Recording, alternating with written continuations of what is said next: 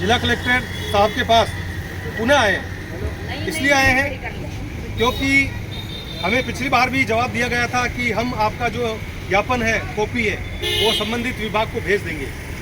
लेकिन इतनी सी बात से हम संतुष्ट नहीं होने वाले, क्योंकि करीब 1 महीने से विभिन्न संगठन इस मुद्दे को लेकर के ज्ञापन दे चुके हैं। चिकित्सा मंत्री भी भीलवाड़ा पधार चुके हैं। अभी तक किसी जिम्मेदार व्यक्ति ने किसी की जिम्मेदारी सुनिश्चित नहीं की कि यह मृत्युएं किस कारण से हुई, हाई डोज के कारण हुई, एक्सपायरी डेट की दवाइयों के कारण हुई या किसी की लापरवाही के कारण हुई है। अभी तक किसी की जिम्मेदारी तय नहीं हुई है। यानी कि गरीब इंसान जो सरकारी अस्पतालों में जाकर अपना इलाज नहीं करवा सकता, उसका एकमात्र सहारा सरकारी अस्पताल महात्मा गांधी है। लेकिन उसके बाद भी सरकार और यहाँ का प्रशासन मुख दर्शक बने बैठे हैं।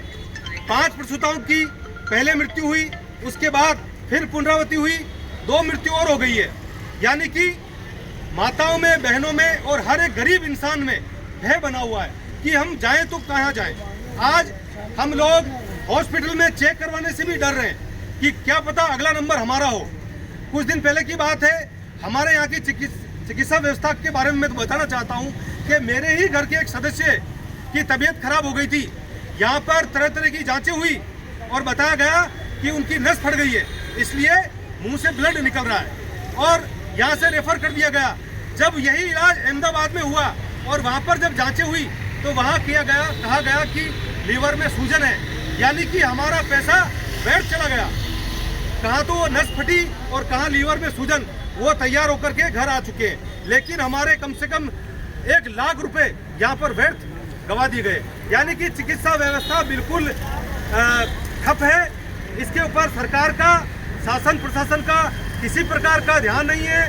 सब लोग पैसा कमाने में लगे हुए हैं और गरीबों को धक्का मारने में लगे हुए हैं। लेकिन हमारा एकमात्र सहारा, हर सरकार, हर संगठन का कहना भी यही होता है, सरकारों का भी यही कहना होता है, संविधान भी यही कहता है कि सरकार व्यवस्था सुनिश्चित करे, जल, मकान और बिजली और स्वास्थ्य।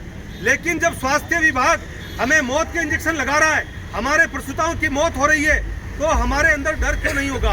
गरीबों में डर क्यों नहीं होगा? इसी चीज को लेकर के हम आज से करीबन 4 दिन पहले भी ज्ञापन देकर के गए, लेकिन हमें कुछ भी नजर नहीं आ रहा है। इसलिए आज पुनः हम लोग जिला कलेक्टर महोदय के मार्फत मुख्यमंत्री महोदय और चिकित्सा मंत्री जी के नाम ज्ञापन देने के लिए आए हैं और उन्हें 7 दिन का अल्टीमेटम दे रहे हैं। आज तो किसी कारणवश हमारा संख्या बल इतना नहीं आ पाया, क्योंकि जहां पर इस बहन की मृत्यु हुई है वहीं पर एक मृत्यु आज और हुई है। इस कारण से हमारे लोग नहीं आ पाए और गरीब लोग हैं, रोजाना इनको खाने कमाने के लिए जाना पड़ता है। लेकिन अब की बार विभिन्न संगठन मिलकर के हम भीलवाड़ा में उग्र आंदोलन करेंगे, जिसकी समस्त जिम्मेदारी शासन और प्रशासन की होगी व सरकार की होगी। इसलिए मैं आप सभी से कहना चाहता हूं, सभी घुमंतु समाज के भाई और बहन, बुजुर्गगण और महिलाएं, आने वाली तारीख को जिसे हम तय करेंगे बीच में, उसमें आपको बड़ी संख्या बल के साथ आना है और उग्र आंदोलन करना है। सोई हुई सरकार को, सोए हुए शासन और प्रशासन को जगाना है। जब तक जगाए रखना है, जब तक इस प्रकरण की किसी की जिम्मेदारी सुनिश्चित नहीं कर दी जाती और दोषियों को जांच होने तक निलंबित नहीं कर दिया जाता। क्योंकि मुझे इस प्रकरण में षड्यंत्र नजर आ रहा है। षड्यंत्र इसलिए नजर आ रहा है कि कोई जांच नहीं करना चाहता, कोई किसी को निलंबित नहीं करना चाहता, कोई इस प्रकरण की जिम्मेदारी नहीं ले रहा। अरे नहीं ले रहे हो तो सत्य तो बताओ कि इनकी मौत किस कारण से हुई है। लेकिन सब मुखदर्शक बने हुए हैं। इसलिए बहनों को सुनाने के लिए हमें अब धमाका करने की आवश्यकता है। इसलिए अब सब जाग खड़े हो और शासन प्रशासन को बता दो कि अब हम अपने अधिकारों के लिए सजग हो चुके हैं और अब आगे बढ़ेंगे और अपनी लड़ाई को स्वयं लड़ेंगे। संविधान तो बना है, लेकिन अपने अधिकारों को छीनने के लिए हमें खुद खड़ा होना पड़ेगा और हमें अपने अधिकारों के लिए लड़ना पड़ेगा। घुमंतु एकता जिंदाबाद जिंदाबाद, घुमंतु एकता जिंदाबाद जिंदाबाद, रानी के साथ न्याय करो, न्याय करो। रानी के साथ न्याय करो, न्याय करो, रानी के साथ न्याय करो, न्याय करो।